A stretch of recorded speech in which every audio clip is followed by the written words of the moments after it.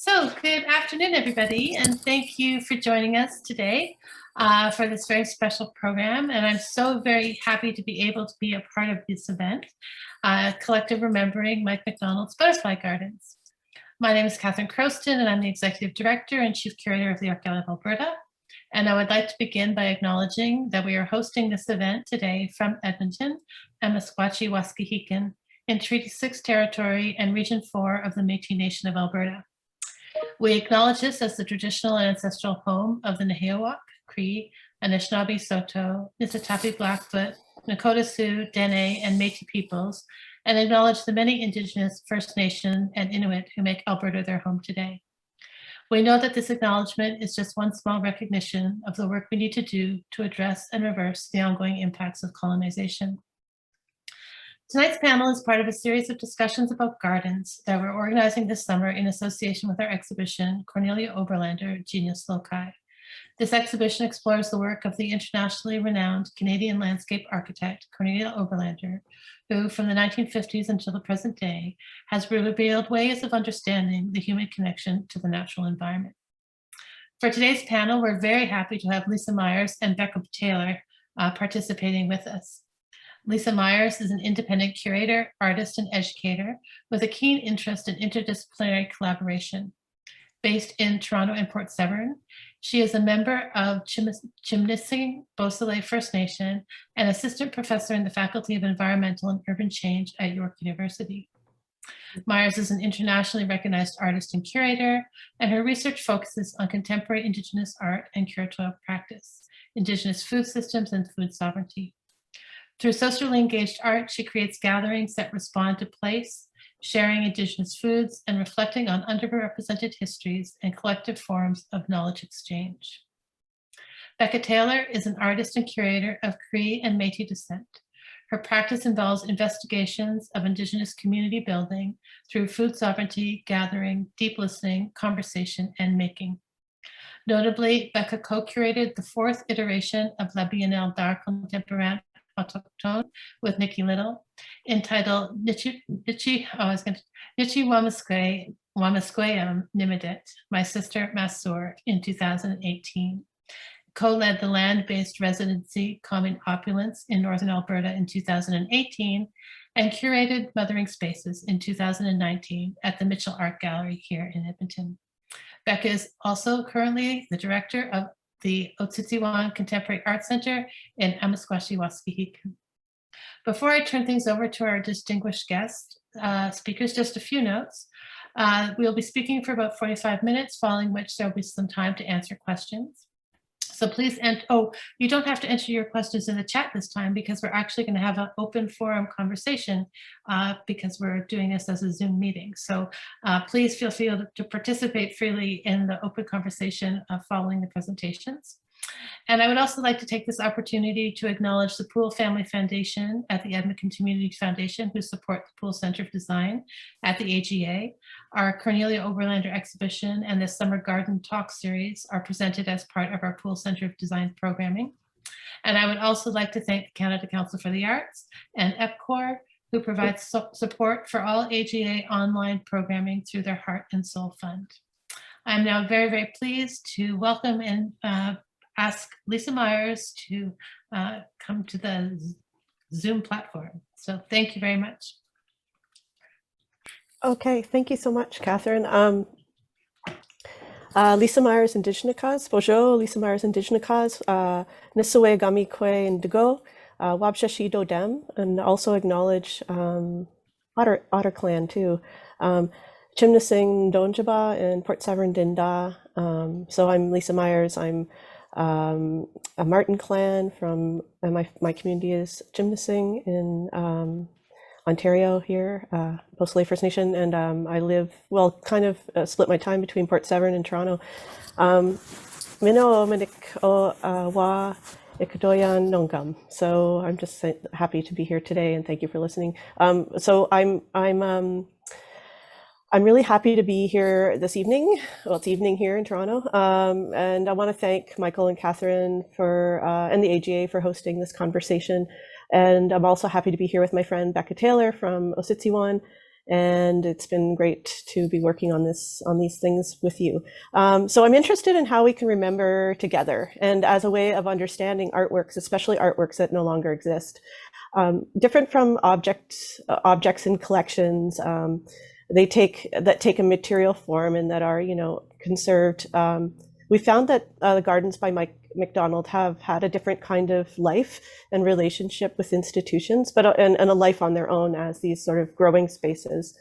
Macdonald made these gardens later in his career, and I'm going to talk a little more about the trajectory of his practice and how gardens became a part of that work. These things I've learned are part of this research on his gardens that started for me with a project out of York University where I work. That's where I work, and it's a project called Finding Flowers with my colleagues Sheila Cola, who studies wild bee pollinators, and our associate researcher, who's also an artist, Dana Prieto. And so we've been working on this for a couple of years now, researching gardens across the country. And also we're able to replant too. So we have, so if you don't know, I'll just give a little introductory of Mike. The late Mi'kmaq artist Mike Macdonald. He was also had Beothuk and European ancestry. He was a documentarian and a media artist who later in his practice, as I mentioned, created medicine and butterfly garden artworks. He was born in Sydney, Nova Scotia. He lived for many years in Vancouver, BC, and he was also a Two-Spirit person. He started making documentaries in the late 70s for anti-nuclear activist groups, and by the 80s, he dedicated his video work to Indigenous issues, making documentaries for the Native Brotherhood in British Columbia. So from researching and planting Macdonald's gardens, I've come to understand them as spaces of contemplation and places for slowing down to be in relation to other living beings. And I've thought of them also as knowledge systems, meaning like they hold space for the interconnectedness between humans, plants, soil, and insect mutualisms. And his video so his video work and his garden artworks, I think of them as this kind of constellation that asserts this kind of interconnection between human and more than human relations, and offering this that perspective that questions large-scale resource extraction projects. So we can think about his gardens as a kind of restoration. However, I would say that restoration seems to suggest being a little bit too resolved. That he, I don't think his work totally restores a space. Once he plants these gardens that have Indigenous plants in them. But I do think that Macdonald's gardens raise a lot of questions, and also he never. It seemed to me, from what I've read and learned, is that he never would avoid the tensions that would arise in having to plan and plant a garden. So during the 80s and 90s, Macdonald, something that's important, I think, to the foundations of these gardens is that during the 80s and 90s, Macdonald worked with the Gitxsan and Wet'suwet'en Tribal Council to document oral histories from elders who were not able to go to court to testify in support of the Gitxsan and Wet'suwet'en challenge to the provincial government and the Crown for title and jurisdiction over their land. And what we know of now, we know this court case as the Dulgamut case, which went on for 10 years, from late 80s to the 90s. So through this time working in Gitxsan and Wet'suwet'en territory, he also made video installation sculptures that use the arrangement of video monitors to display, these really complex compositions of synced videos. Seven Sisters is one of those, so I have it up on the screen. Also, you might be familiar with Electronic Totem and Secret Flowers. There's quite a few of his works that worked in this way.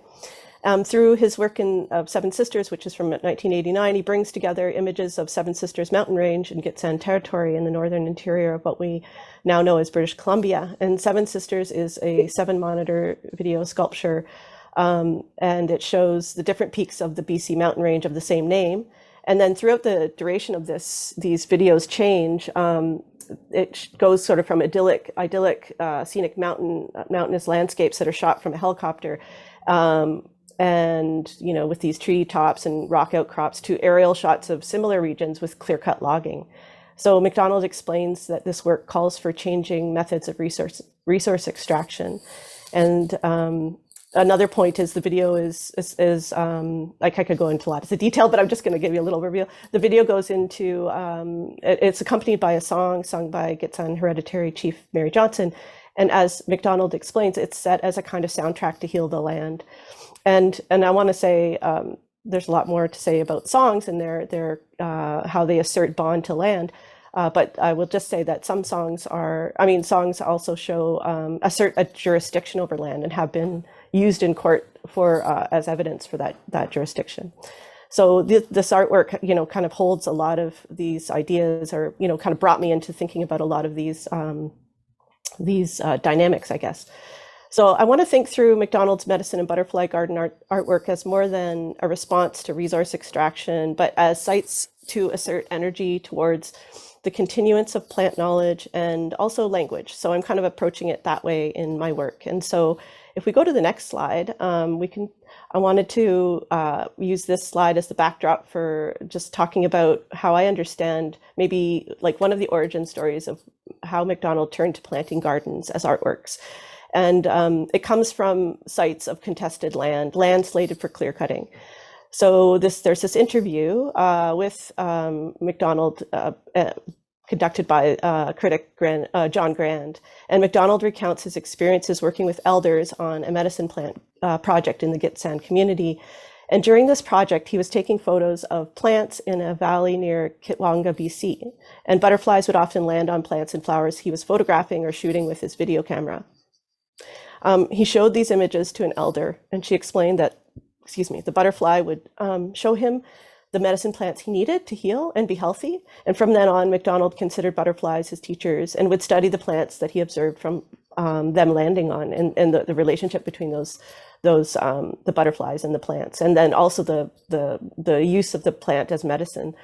So this is in part the beginning of his work with medicine plants and butterflies. He continued to learn more about medicinal plants and to research, and he even had like this really big garden in Vancouver when he lived there with over 60 varieties of Indigenous plants. And so that kind of is sort of the origin story. It kind of came from those same territories, but then the gardens, of course, he started planting them across the country. So if we go to the next slide, you'll see there's a map of how Macdonald planted his gardens across the country. And he would drive, as Catherine even recounted, that he, to me at an earlier conversation, that he would drive across the country to tend to these gardens each summer. And in a way, I was thinking about this, we have this map that we've, mapped these points, these gardens that we know of. And there's a way that this remapping is, asserts a kind of reinscription of the land through restoring Indigenous flora. Many of them are outside of art galleries where there are like kind of, lawns, grass cut. And so you get this upcrop of Indigenous flora among this monoculture. So he plants these Indigenous plants, but he also sometimes introduces contradictions or tensions in the form of like introducing a plant that is not Indigenous into the composition of the garden. And seemingly, it might seem out of place. Adaptive and adopted, these introduced plants from Europe or outside of Canada open up the concept of invasive and also suggest a metaphor for colonization. The invasive, introduced or misplaced insect or plant appears in different ways through Macdonald's gardens, through his work, and they're done by design, but also because gardens are porous and open to the dispersal of seeds in the wind and carried by animals. Seeds are key players in the ecology of migration and evidence of the movement that plays out in these growing spaces. So eventually, you'll see if you go to the next slide, we have a garden that was this garden at the Walter Phillips Gallery that was planted in 1999. So it's over 20 years old. And from the hard work of curator Catherine Iltalo, we've learned that there are over like 90 species of plants in here, and some of them are obviously were not planted by Macdonald, but that were introduced by that kind of movement of seeds, whether it's wind or mice or birds. There's an ongoing kind of life of this space that changes all the time. So this garden is planted. It's part of the holdings of the Walter Phillips Gallery, so it's considered an artwork in their holdings. It's also planted between these two buildings. There's a cobblestone path through the center. If you want to change to the next slide, you can see that. And I think of it as this, when you first look at it, it looks very sort of untended, somewhat feral, when we think of the concept of a garden, although like a manicured garden. And then although distinct from a composed ornamental garden, this garden takes up the identity of what I would call the bush, and signifying a kind of remoteness where trees, plants, and shrubs are mostly left to their own inclinations. And so over the last 20 years, as I said, seeds have spread, rhizomes have nestled between their original planting or beyond their original planting, and branches reach far from the original saplings. In planting the garden, so here's the story of like how this garden came to be, which was really interesting because as a Finding Flowers project, we went there and spent some time there and gathered some stories. So here's kind of a cool story that came out of this visit to the Walter Phillips Gallery. In planting the garden, Macdonald purchased some plants, but he also transplanted plants from around the national park. So Banff, the Banff Art Center, where Walter Phillips Gallery is in the Banff, which is a national park. As recounted by one of the preparators assisting him with the garden, they would drive around the park in a pickup truck, stopping at different places to find and learn about the plants of this place, transplanting some for his butterfly garden. As I mentioned before, important to his work are the tensions between plants that are indigenous to a site, including some that are introduced species. This inclusion was not merely an intervention by Macdonald, but a reflection of the reality of plants that had already established themselves. This leads to a plant story shared with me one early morning by a long-term employee of the Banff Center. I got locked out of like a building. I had to get through this building to get to the garden. So he like let me into he let me in the building, and then he asked me like, "What are you up to?" And then I started talking about Mike's garden, and so he shared this story. So he shared with me, he reminded me that the planting of a garden in a national park means following guidelines and observing restrictions on what plants can be used. The park's experts oversaw and approved each plant's appropriateness to the integrity of the flora in this protected area, which is interesting when we see from Catherine Ilitalo's survey of the garden for its care that many introduced plants are present and no one can really control this. Macdonald had to go through a process of getting approval for the plants he had planned to include. He presented the park biologists with the plant list and it was approved except for one. Macdonald asked the official why he did not approve the stinging nettle, and the park's rep said that the plant is not indigenous to the park. He said, "We don't have it here." And Macdonald informed him that the park has the red admiral butterfly and therefore has to have the stinging nettle as the butterfly lays its eggs on that plant. And what I like about this exchange is that Macdonald could read the space, this park, this protected area in such detail that his understanding of medicine and like it showed how his understanding of medicine and butterflies was quite meticulous. This story was so important to understanding the way that Macdonald worked and how there were institutional challenges and tensions within the garden artworks, whether in the case where one plant seemed to not belong or whether it was him digging up plants within the national park and then prioritizing the medicine plants and butterflies to this space. So if we change to the next slide, I'll move on to just talking about that's sort of what we've learned. Some of the things we've learned a lot more, but some of that we've learned just from the garden that still exists, the Mike Macdonald garden at Walter Phillips.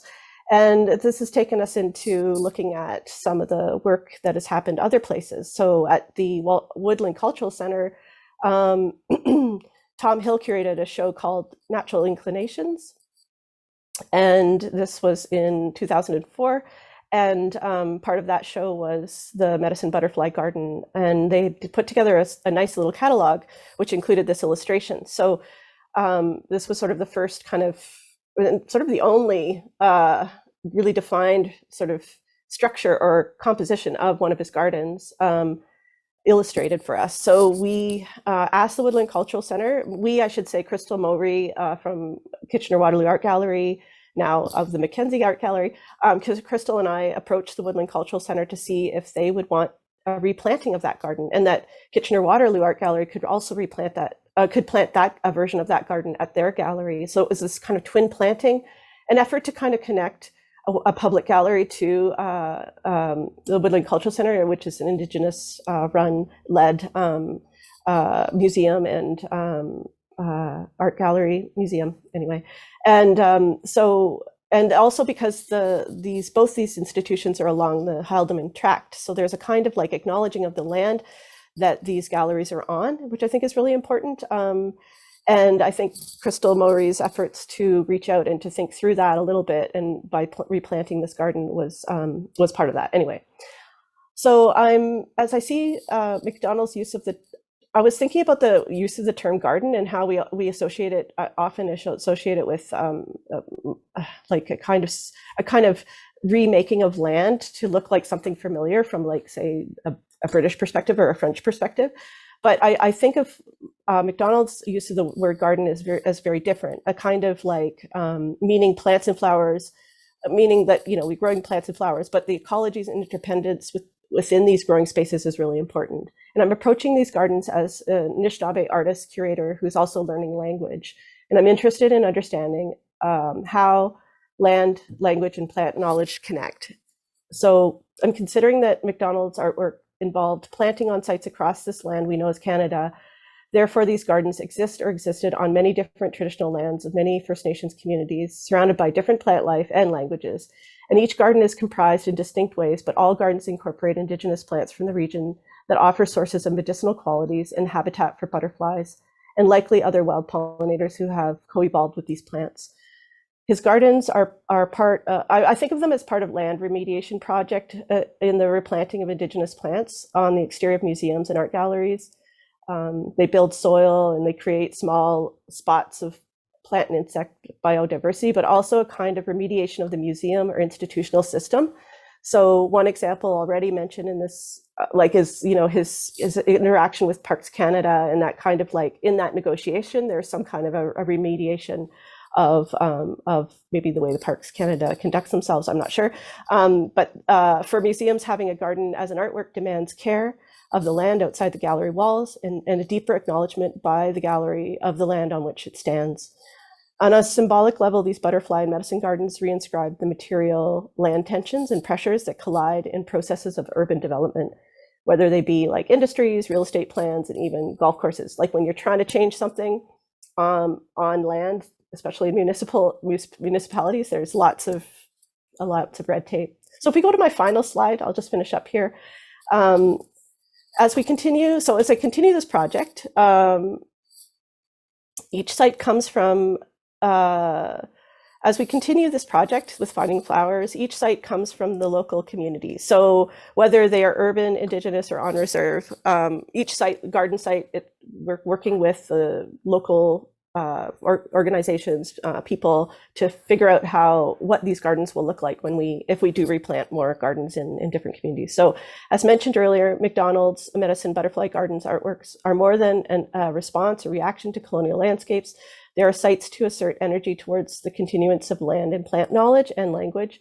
They also stop us to think about our relationship to land, also to contemplate resource approaches, different resource extraction approaches. They represent a way of looking at the world that does not separate humans and nature. And I hope this conversation can be a catalyst for your memories of the Mike Macdonald Garden that was at the Edmonton Art Gallery. We're really interested in if anyone has photos, if anyone has any anecdotes about the garden that was there. They were in, I understand it was like a series of barrels that were on a large concrete patio. So we're really interested in hearing about that. If you have anything, please do contact AGA. So I'm thinking, if we think of land and water as readable, a kind of document without the edges of a page limiting its breadth, rather with a range that is fluid and ever-changing, living and legible, then we can see how one's understanding of land grows over long periods of time. And I see that as Macdonald's travels across the country every summer and how he got to know those spaces. So miigwech is a dawiyag. Thank you for listening. And over to you, whoever's next.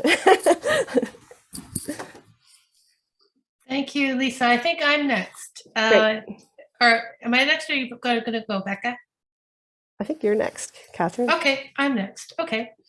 So I was invited by Lisa and Becca to just speak sort of quickly about the history of the Mike Macdonald Butterfly Garden at the old Edmonton Art Gallery space. And I thought I would just maybe start by saying, my relationship with Mike began in 1995. I started work as the curator at the Walter Phillips Gallery at the Banff Center. and had the good fortune to work with Mike on an exhibition that I did very shortly after I arrived there. It was an exhibition that I co-curated with Sarah Diamond and Dinah Gaitis, and it was entitled Call of the Wild. And in that exhibition, which happened in June of 1995, we exhibited two of Mike's video installations.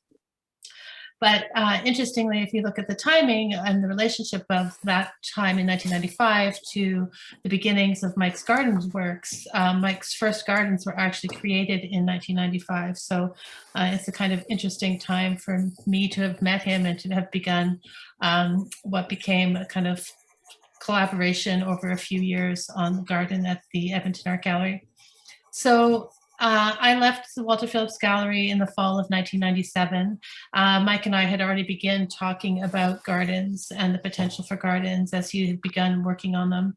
And when I left Banff, I moved to Edmonton to be the curator at the Edmonton Art Gallery and continued my conversations with Mike during that time. And ultimately, this ended up in another exhibition I did with Mike at the EHE in 1999, entitled Natural Order. And in that exhibition, again, inside the gallery, we included video installations. And that's when we actually were first able to produce the Edmonton Art Gallery garden. So the Natural Order exhibition opened in April and ran until June, but Mike spent about 2 or 3 weeks in Edmonton in May working on the garden. But in advance of that, earlier, we had kind of created a special relationship with Hole's Greenhouse here in Edmonton, where they were willing to work with us to sponsor the garden in terms of supplying us with plants and soil. Our original intention, if anyone knows the old Edmonton Art Gallery space, was to turn the front outdoor patio area at the front of the building into a big planted kind of raised garden bed. Unfortunately, we were not allowed to do that by the city of Edmonton because beneath that is the main LRT, the Churchill Station, LRT station. And so the concern was that the weight of the soil and the water and all of that would potentially jeopardize the infrastructure of the LRT. So instead, Mike developed an idea that we would do a barrel garden. So luckily, our relationship with Holes extended to the fact that they then gave us about 50 barrels, half barrels, which we filled with dirt that they supplied. And then they gave Mike free rein to go through the greenhouse and select plants that we would then plant in the garden. But in addition to that, I think, as Lisa was saying, Mike also brought with him plants that he had kind of brought from other gardens, plants that he found out in the wild in Alberta, and very much wanted to create a garden that was filled with Indigenous Alberta plants, but also, again, I think a few transplants that kind of made their way into the Edmonton garden. So in the end, we had about 50 barrels, and I have a little note from Mike actually here that says the garden contains just over 100 varieties of plants. So 50 barrels with 100 different varieties of plants. And I was going through the files in preparation for this talk, and I've got all of Mike's notes on the flowers that he picked and the plants that he picked and why he picked them for the garden space in Edmonton. And because it was a container garden, we were actually relying on a kind of combination of perennials and annuals. I think many of Mike's permanent gardens, like the Walter Phillips garden, really has mostly perennials in it. But in our case, because the perennials wouldn't survive or overwinter in the barrels, we supplemented with annuals so we basically replanted the garden every year for 3 years. And so we've got a few memories that were provided to us by AGA staff who were able to work on those gardens back really from 1999 till 2002, when we basically our soil was depleted of nutrients by that time, and our barrels were beginning to disintegrate. So in the end, the garden was temporary. It lasted 3 years. But the nice thing is that in disbanding or dismantling the garden, we offered the barrels to the public so that the garden kind of became dispersed across the city. And one of our employees, still is an AGA employee to this day, has 5 of the barrels in his front yard, and he's going to send us a photo of that. So it was really fantastic working with Mike on the garden. And I think one of the, as Lisa said, one of the stories, Mike would travel from Halifax to Vancouver every summer and stop at the gardens on the way west and then on the way east. And so spent, probably several weeks with us every summer working on the garden and stopping in to check on the Banff garden. And I know Catherine Ilatalo is here with us, so she has a lot of knowledge about the Banff garden that I'm hoping that Catherine, you'll share with us when we get into the conversation part of this discussion. So that's really my history of the Edmonton Archaeological Garden, and the work that's been on the screen while I've been talking is a quilt that is in the AGA collection that we acquired from Mike in 1999. At the same time as he was doing the video works and doing the garden works, he also was producing these kind of laser image fabric quilts with different images of butterflies and flowers. And so this is one that's in the Archive of Alberta's collection and is behind me in my Zoom screen here. So I think I've got, lovely file here with notes from Mike and thoughts on the gardens and why he chose the different plants that he did, what butterflies he hoped would appear in the Edmonton garden. And so I think that, as Lisa was saying, there's so much important history here in terms of talking about how these gardens are, obviously places that Mike tried to recuperate, or just somehow, in our case, to recuperate the city in a way and to bring Indigenous life in terms of the garden, in terms of plants and animals, to the Archaeology of Alberta, or the Edmonton Archaeology at that time. So maybe, Lisa, I'll stop there and turn things over to Becca, who will talk about the future of Mike's Gardens in Edmonton.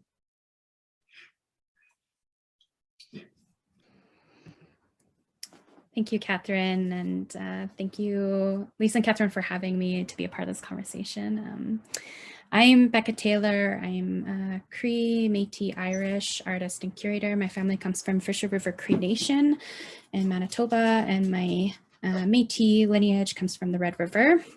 But I was born and raised here in Ociciwan, and grew up with a lot of the Plains Cree folks in this area, learning a lot of their stories, and a lot of my nieces and nephews are from this area, so I feel very connected to this region, and also view this as my home.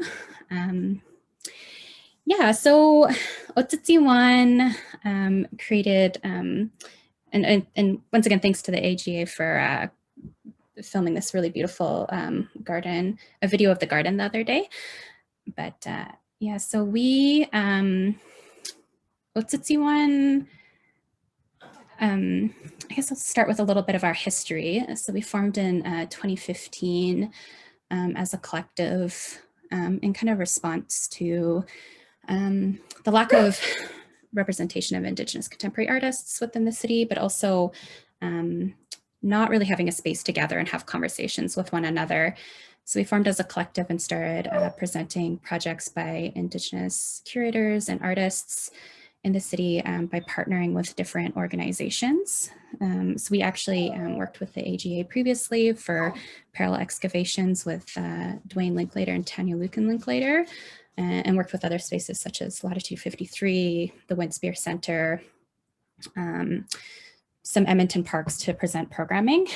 And around 2018, we kind of really realized that we need to activate our own space and really create a space for conversation that is led by Indigenous voices for Indigenous voices, and a really safe place for us to have the conversations we were really needing to have. So we opened up Ociciwan Contemporary Arts Center in 2020, right as the pandemic was shutting everything down, we were opening our doors. So we've never really been fully open to the public, but we're very excited to have a space that we were able to renovate to fit our needs and honor our like Indigenous methodologies within our practice. And one of those elements that we always knew that we wanted to have as a part of the center was an outdoor garden or a space for folks to visit. And we weren't really quite sure what that was going to look like until I ran into Lisa actually at the BAM Center. We were both there for different programs, and over dinner one night we were sharing, and Lisa mentioned this project, and it just felt like such a natural fit and something that we really wanted to pursue and continue the conversation with. So we were really lucky. After a year of conversations, we were able to really start to see this project come to light. Where the garden is located is actually right beside the center. There was a vacant lot a friend of ours owned. And we had everything with this project was really like serendipitous, the way it kind of like fell into place. Because right after I had a conversation with Lisa, I was having coffee with my friend Shanzi, and he was telling me about this new space beside us. And then we entered into the conversation of having the garden within there. And he was very generous to allow this space for us to activate while he wasn't using it. So, and it's a space that we are hoping to use over the next few years. So yeah, it worked out really, really well. And we kind of, thanks to the research that the AGA provided and Lisa provided with us, we were able to start pulling elements from the original garden in Edmonton and be able to source out materials and resources here that we could utilize now.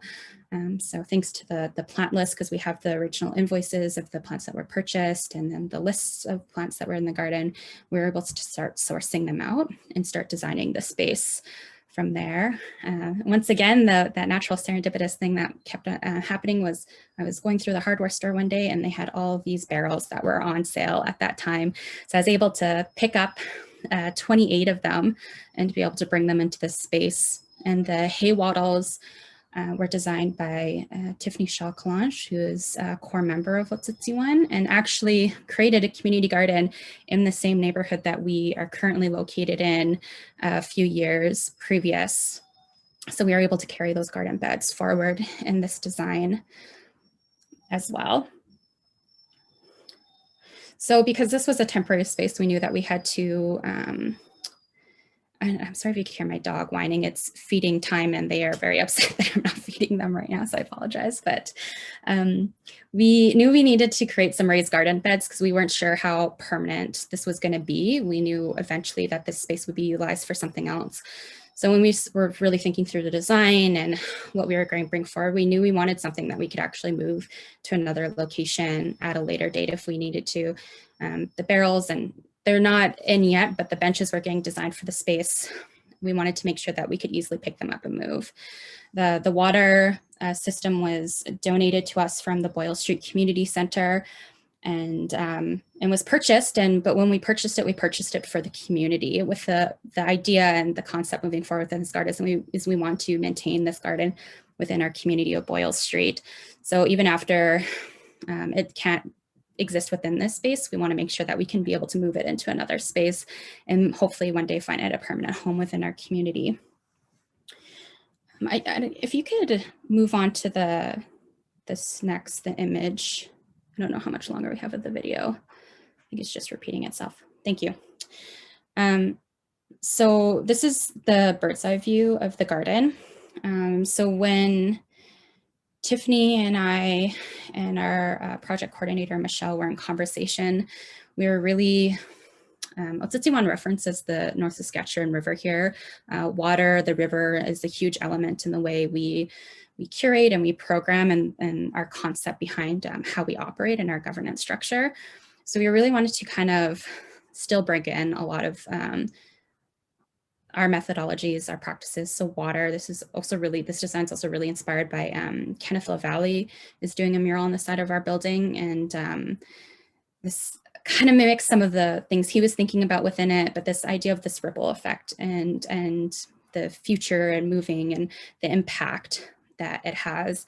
So we still, while thinking through the motion of water and pathways, we also wanted to honor the directions, the cardinal directions within it. And we were really thinking a lot about numbers. So I got really stuck on the number 28. So we had 28 oak barrels available. We were thinking a lot about the 4 directions. Also 7 and 13, we were trying to find a way within the space as well. So Tiffany came up with this really beautiful design for the space. And yeah, and it's been really beautiful to witness this. As you see, some benches will be put in, and as well as a canopy will be put in. So we kind of viewed this year very much as a foundational year, kind of really activate this space with opportunity to allow it to grow for years to come. We've had a lot of really beautiful response for the community.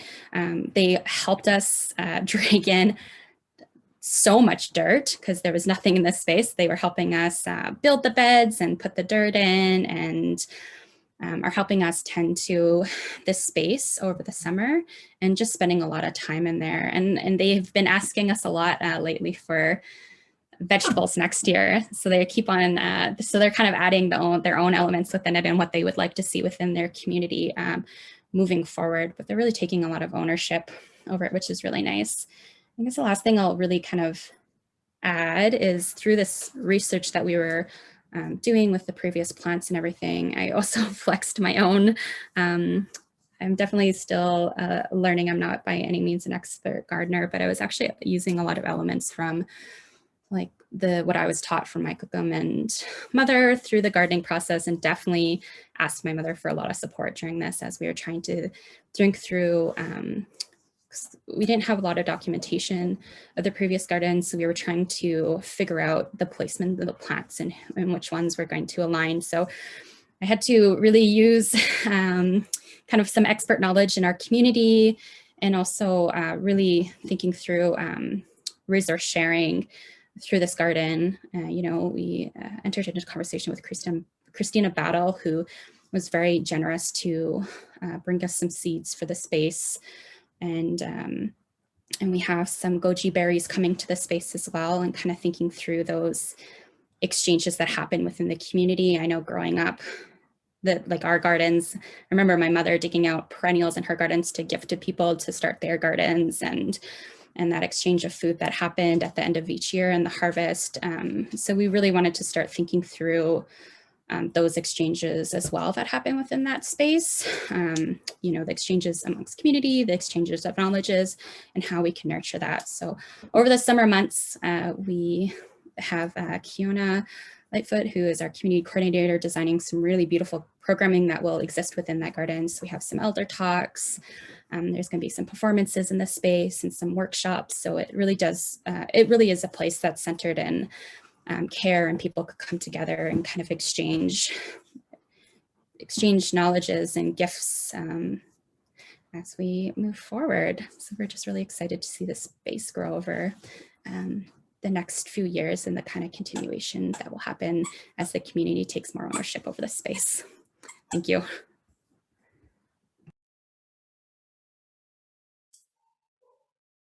It's so nice to see that garden, Becca, because I haven't really, I knew that was happening, but this is a really big moment for me to see like the idea that we started discussing, that you've taken it and really built it. And I guess there was kind of conversation about like whether this was a Mike, like that it was maybe not a replanting, it's not like a Mike Macdonald garden, but that it definitely it's informed by his work and his story, the story of his work, I guess, and the history of the work in at the Edmonton Art Gallery with the barrels. And yeah, so it's really exciting. And it's like, and as you're talking about the programming and things like that, that was sort of the intention when I first started. Well, with this project, it was like I thought, oh, we'll just plant a bunch of these gardens and then we'll build programming around it. But then, it's way more involved to go somewhere new, like where I'm not from, and say, hey, let's plant something. So it's been a really nice process to do that with you, and it feels like we did it, sort of figured out the right way to do it, so it's been really good. So thank you very much. I love it.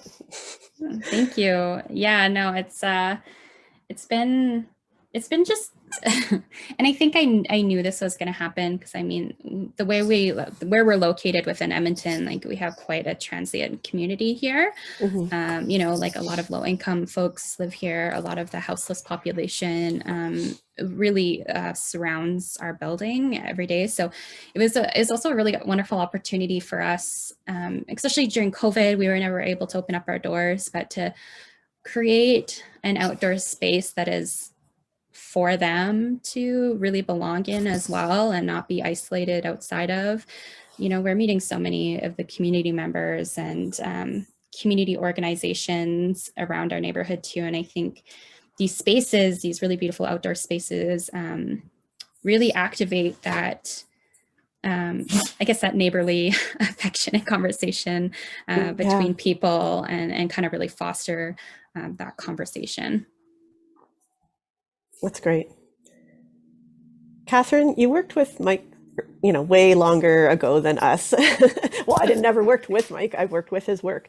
But I'm just wondering, what is it like for you to like hear us talk about this? And I don't know, I feel like you have a knowing that I'm interested to hear what your response to us is in terms of like what we're taking up here.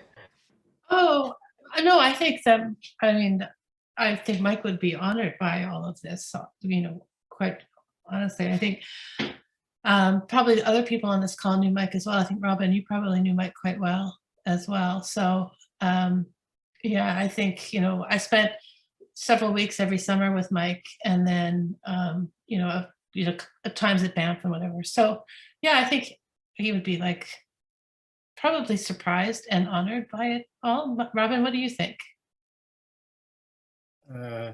Yeah, I think that probably both, surprised and honored. I'm aware that almost a quarter century has passed since I worked with Mike on the exhibition at MSVU, and that's a long time in gardens. And it's interesting to hear how they've drifted or adapted over time. And I like, Lisa, how you've put that in the context of the nature of gardens and of migration and their dialogue with the land.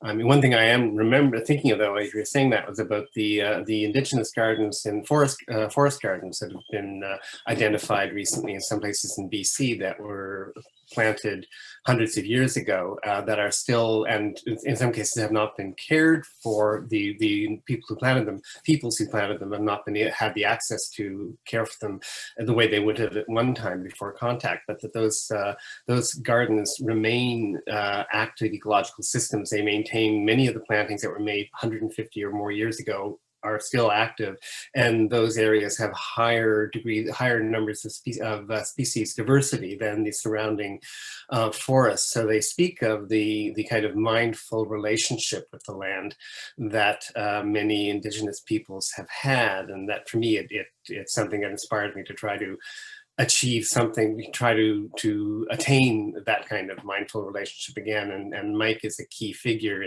in that, bringing that concept to the mind of the Canadian art community. Yeah, I mean, it's interested to know, Catherine, as well, whether you actually did you work with Mike on the Banff Garden, or did you come in after Mike had finished with the garden? Oh, you're muted, Catherine. I'm looking at you because you're on that side of the screen, but maybe. Oh, now you're not looking at me, but you're No, now. yeah. No, I came in after. You came in after, yeah. But I did meet him at Oboro when he had the butterfly garden on the roof there, which was another temporary garden, and he had a bunch of plots on the roof and some lawn chairs, and I got to meet him there with Barbara Todd. So Oh, nice. I would love to talk to you about that, Catherine, because we're talking to Borough about bringing I'm putting together a Mike Macdonald kind of retrospective, or like a big exhibition, and so they really want to have the exhibition, even an edited version there, because he had his garden there. So it'd be great to talk to you about that garden. Sure. Yeah. I mean, for me, I'm just so heartened to hear what you guys are doing. And when you talk about the ripple effect, Becca, I mean, that's the perfect word for it. you know, the ripple effect of all of his gardens, but especially the one at the Walter Phillips, because that was kept alive. And so many of the other ones haven't either were temporary to begin with or have now disappeared. So Yeah, and it was interesting for us because Mike was working on the Edmonton Garden and the Banff Garden at the same time. And so there was the way he was thinking about the different gardens was quite obvious, as one being actually planted in the earth versus ours, which was the barrel garden, which was a very different thing. So, but I do think that we share plants. I think that there are plants from the Edmonton Garden that are in the Banff Garden, and plants from Banff that were in the Edmonton Garden. I think he kind of moved things back and forth. yeah, and I never really was clear on a list that he made, a definitive list. So Lisa, part of the trying to identify things was just to try and figure out what did he plant, you know? Oh, I have a definitive list on the Edmonton Garden. Mm-hmm. Because Mike made a list, and then we have the invoice, like not the invoices, but he would go to the greenhouse and they would check out what he took, right? So we have a full list of what he actually took and planted. But having said that, the garden evolved over the 3 years that we had it, because some of the perennials survived through the winter, a lot of them didn't. We would replace, like, some of the perennials we always replaced the yarrow, because the yarrow always grew really well and was quite attractive. And then I said, we supplemented with different annuals.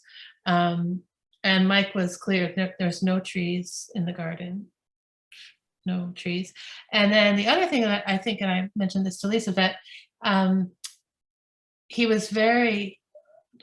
there always had to be that hot landing spot for the butterflies, like the places that would retain heat, so that the butterflies would come and be able to stay because of the heat. But so I have lists that I could maybe share with you, and you could compare them to what's in Banff right now. Sure.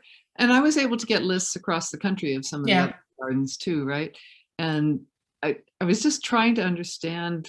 I've learned so much from working with the garden and trying to understand what he was doing. And every year I get some new aha moment. So for a while, it was really important for me to identify every single one. But now I'm so interested in the matrix and how it all works together, and the pollinators and all of those things. So, yeah. And one of the things that's really important is, from the research that I've got in the files from Mike, is the plants have to do different things. Like, there have to be plants that feed the butterflies. There have to be plants that they nest or that they lay eggs on. So there's different types of plants that you need in order to fulfill the different kind of life functions of the butterflies. And so it's not just one kind of function that the garden needs to serve. And it takes so long for that to build up. So when I first started, there was kind of, people would make fun of this space and go, there's a butterfly garden that no butterflies come to. But soon butterflies started to come. And a few years ago, I actually saw caterpillars that would become butterflies, but the caterpillars would be staying over the winter. So not migratory butterflies, but ones that stayed. It turned out they were moths, so it wasn't quite so romantic, but I was pretty excited about that. And now there's birds, hummingbirds even came. It's a magnet. I think, Lisa, you talked about how he thought of the spaces as contemplative spaces, or places where you kind of understand knowledge in different ways. Mm-hmm. Yeah. Yeah, he wrote a little bit about that, especially contemplation. Yeah. Mm-hmm. Yeah, and I think, Lisa, you and I talked about the other thing was, like, when I was talking with Mike about it, he talked about them as medicine gardens. Mm-hmm. And I think that the other important part of it was that a lot of these plants that sustain butterflies also were important for indigenous medicine and healing, so that it's a healing garden, both physically, but also probably psychically and mentally as well. Yeah, and a few years ago, Cease Weiss came from Vancouver, and she did a special ceremony in the garden. She brought a gift of song, an audio tape that she made just for the garden as a gift to the garden. And there was an elder from Morley who came. So that's the first time that we've had that. Yeah, that was Cease and Anne Riley that did that project, and Yeah. and the cassette is called I know. Radical Soundtrack for the Love of Butterflies. It's So- yeah. it's on a cassette, and it's a beautiful collection of different transformational organizations or people who have created transformation in their communities. So thinking about butterfly medicine as transformation. And anyway, it's really great. I learned so much from it as well. It's beautiful. When you were Beautiful talking project. about how sound is important, how song is important, I thought of that right away. Yeah. Yeah, yeah. Oh, does anyone have any thoughts or memories about, like, we know, the medicine plants are important, them having medicinal, also that, the butterfly connected to it. But does anyone ever recall, and we might have asked this at another panel, but I always like to ask, if Mike talked about any other kinds of pollinators, like ever talked about bees, ever talked about, bees in particular? Any memories of that at all? I don't remember bees. Okay. I'm just curious. Pollination, though, I think in some of those interviews, I think he talks about pollination. Okay. Yeah. Oh, and Sheila posted some things. Okay, great. Yeah, I wonder though how his thinking about the gardens changed as he continued to make them, right? Yeah. Because when was the last garden? In 2000? And I think I don't know the answer to that question.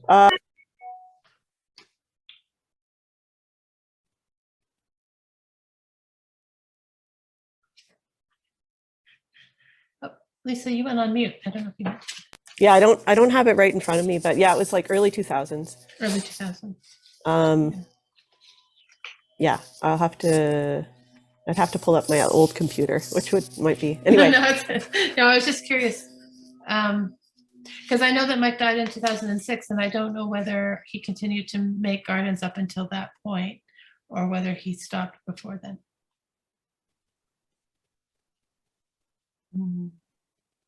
I don't know the answer to that either. I think the Walter Phillips was one of the last ones. 2003 was the last one. 2003. Okay. Yeah. As far as but I don't have in front of me the exact one, but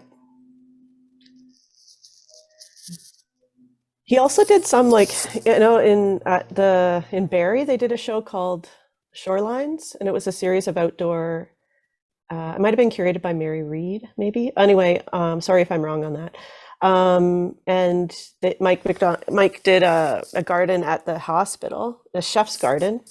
And it was like the only one that I saw that was like not called a medicine. It was like herbs and stuff for the chefs, the kitchen and stuff. Anyway, that was an interesting kind of anomaly out of the gardens. And I think that was done in the early 2000s. You know what? I have a note from Mike. Says, Okay. Most culinary herbs are attractive to butterflies. There and you they go. will Okay. visit. Chives, oregano, rosemary, chamomile, and feverfew. The large black swallowtail in the Montreal area is called persil because it lays eggs on parsley. Okay, awesome. Hey, I really like these little notes you have. I am curious. I would like. May I please have a scan of all of them? I'm just kidding. Okay. Well, artist files are interesting that way. Sometimes you see some interesting notes that are sent around. Yeah, and also there's berry plants. Saskatoon, chokecherry, snowberry, blueberry, and potentilla. So nectar from the berry plants are also. That's nice. Okay. Mm-hmm. Aside from his more formal garden works as an artist, and he remained, of course, active as a gardener, as far as I know, right up until through the whole of his life. My friend Jim McSwain, who was a common friend of mine, and Mike's here in Halifax, has a wonderful garden, and there's many signs of Mike's presence in that garden. Oh, when we're in Halifax, I'll have to check that out. Yeah, and go ahead. I didn't have this land here. It was my mother's, but I wasn't gardening here when Mike was alive. But I can see out my window a planting tub that he gave me. So he's kind of present here, and I'm very aware of him in terms of what I hope to do with the land here. I know I've talked with you, Lisa, about this too, but there's also the whole location of Mike's practice as a queer practice as well. Certainly in terms of healing plants, there was the whole movement of self-healing and self-care for people living with AIDS, particularly at a time when the main medical system was not really responding to people's needs. People had to find ways to find their own ways to medicines.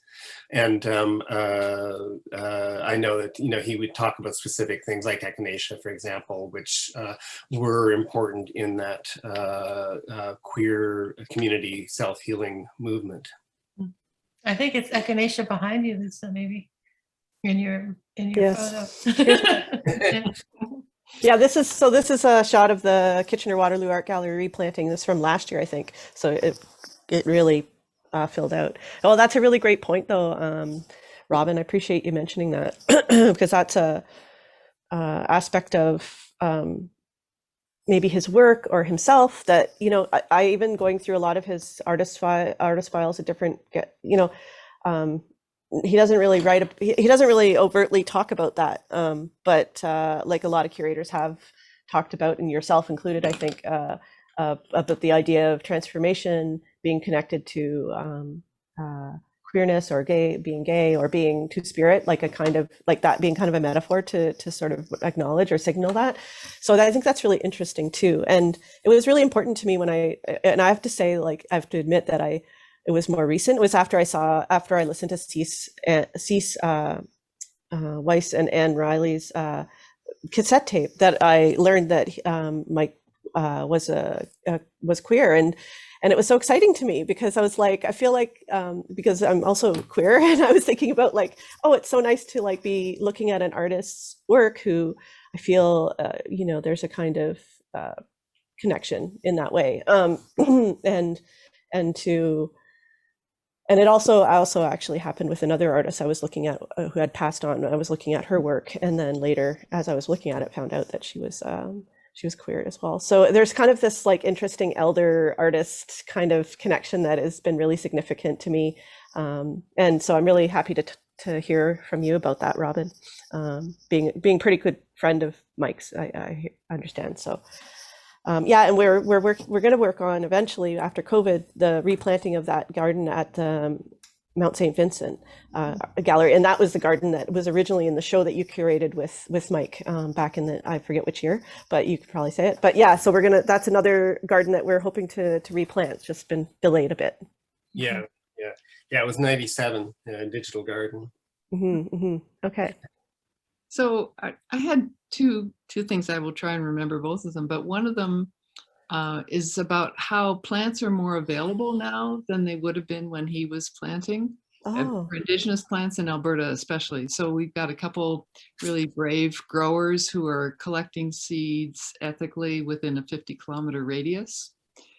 So when we do need to replant, because even the perennials, not all of them are long-lived. So we are able to work with people who are gathering seed and taking cuttings in an ethical way. And he wouldn't have had access to that. So that's one thing. And the other thing, I was thinking about the form of the Walter Phillips Gallery. I mean, I'm so impressed with Walter Phillips being committed to keeping that garden going. So all the way from Mimo in the beginning saying it needed a fence on either side to keep the elk from browsing the whole garden. And I think Mimo says that, Mike Macdonald never wanted a fence around it, but the garden wouldn't have survived without the fence, right? So, but it's one long walkway, and on either side, there are really two different gardens. One is the sunny, warm garden, and the other is the shady, moist garden. And that idea of marrying two things together along a journey as the form for the garden. I think just listening to you guys, it's a new thing that I've realized about the garden. So yeah, that's sorry. beautiful. I mean, you're talking about that, Catherine. I remember Mike talking about the challenge of the Banff garden because of the fact that one wall gets so much sun and is so hot, and the other wall is constantly in shade. And having and actually thinking through that as a garden design problem. And the sunny side now has a lot of the fruit bearing things. So the Saskatoons are there, and the Douglas, there's a hawthorn, a black hawthorn that's grown to be taller than any other black hawthorn I've ever seen. And it's, you know, it's in the perfect spot. That is so great to hear. That I just love that adds a lot, because you know, it's almost like trying to decipher the gardens to understand what his thinking was. Just so that adds even more to the story, which is really nice. Thanks, Catherine. And Catherine and Catherine. I just realized, I was like, thanks, Catherine. Wait, No. which Catherine did I just thank? K. Catherine. I would C. have thanked the Catherine, K. Thank you.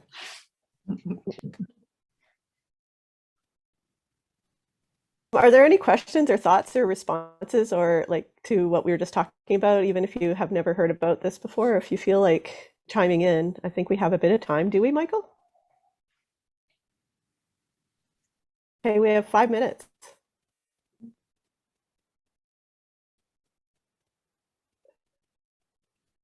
I have a question for Becca, maybe. So in the garden that's there now, which I'm going to go visit. I'm going to the gallery tomorrow, so I can come down tomorrow. But who's tending your garden on an ongoing basis? Is the community tending the garden? Do you have a team of gardeners? How are you keeping your garden? Because I think for us, the garden only lasted 3 years because you know, the soil became an issue. But also, I think there was a question of like just the ongoing maintenance of the garden. So, you know, Catherine's been doing that in Banff, and I'm just, you know, thinking of what the plan for Ociciwan will be.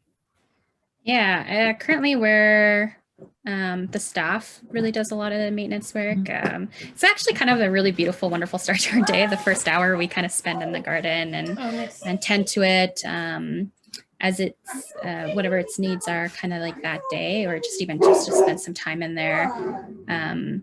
With like, because early in the morning when it's still shady out, you know, a lot of the neighborhood rabbits will come hang out, and it has been like quite active with butterflies and bees. It's kind of really, and it's before the community really is activated. So it's kind of really peaceful reflection moment that we've been taking advantage of.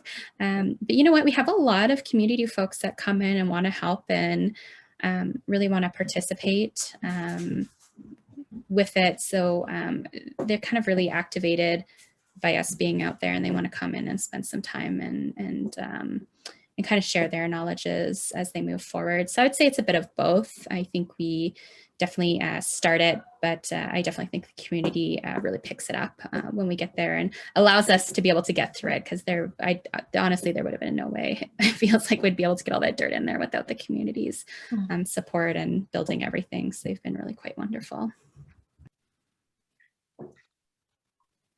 Becca, I have a question, because one of the things that I've thought of a lot at the Walter Phillips is how when some people see some of the plants, they start telling you their stories and their knowledge about that plant.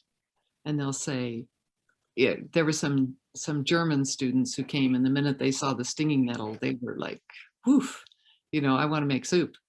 Right. And so they started telling their stories about that. Or other people have come and they just relate to a particular plant, and they might have certain knowledge about that plant, and it's medicine in the biggest sense of the word, right? So I wondered if you could be gathering stories if the community is offering you those kind of things. Yeah, I mean, it's something we've definitely been in conversation. I know Lisa and I have talked a bit about this too. You know, and it is really beautiful to hear them like talking about like being back in their home community and what they're used to seeing and the different uses. And a lot of that conversation we're also kind of activating with elders as well. And kind of like there's a lot of, because Edmonton has this like really beautiful river valley that has a lot of traditional medicines alongside of it. So we actually have a lot of elders that come and do beautiful talks and walks the community through. So you to really like show what is available within our city, that you don't have to like leave the city limits in order to access. So we've invited them our plan is to invite them into the garden as well to also think through, you know, we would really love to do a tea talk, you know, and like, and how those are activated. And I'm kind of hoping within those conversations, yeah, those exchanges will happen. And when I think about this space, I really do think about it as like an exchange between the community, ourselves, acknowledges, and I'm not like 100% sure how that's going to be archived over the time. You know, for myself, this is definitely like a longer term project. I feel like this is a really much a foundational year. And even through this conversation, I'm like taking like notes as you're all talking, because I'm just like, oh, I didn't know that. That's really good for me to take into consideration for next year and to think through, you know, because I think it's a chance for it to really expand. And I loved hearing about like the herbs, because the community has been asking us so much for like food resources, which makes sense because there's so much food scarcity like within those communities. So and I think that's that exchange, like we're offering the space to them, and that like, yeah, that reciprocal relationship in this garden really being a foundation of that as we move forward. So I don't really know how to answer your question. How are we going to archive these conversations? How are we going to, you know, when we were offered that goji berry, you know, which I happily accepted, because I was really thinking about, because we're in the Chinatown, like old Chinatown.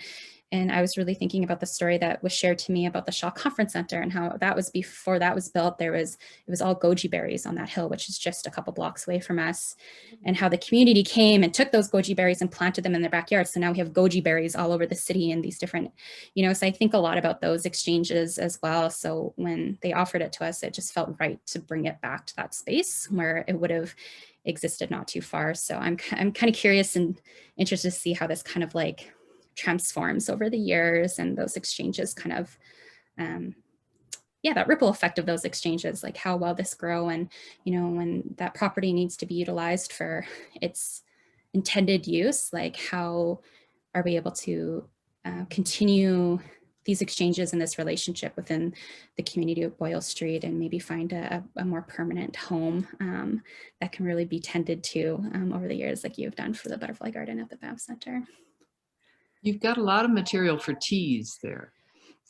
Yeah, and we have some really, really amazing teas, like teas by made here from Indigenous people. So it's really want to activate those conversations here, because we have some really great companies that are operating out of here that are just like really utilized by the community. And yes, I'm really excited to like engage in that conversation and that relationship between you know, plants and pollinators, but also plants and like people and those uses and those to take care of ourselves. And, you know, and as we think about like food insecurity, but also like health, like chronic health issues and like medical trauma, and how a lot of folks I know that are suffering from chronic illnesses that don't have equal treatment within hospitals, how they're starting to go back to a lot of more traditional medicines to take care of themselves, you know, in that kind of like relationship as well.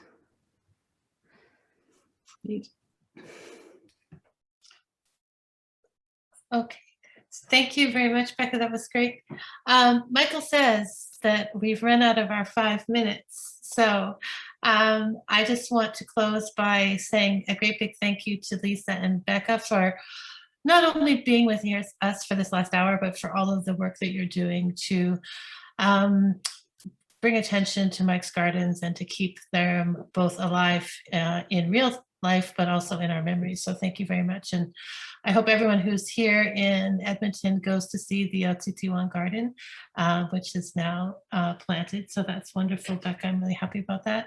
And just thank you all for being here. And again, thank you, Lisa and Becca, for being here as well. Yeah, thanks a lot for hosting us. This was great. We should. Yeah. And I guess try to a big do thank you to Mike Macdonald. Yeah, Yes. much. Hi, thank you. Okay, thank you. Awesome. Okay, take care. Thanks, everyone. Bye. Bye.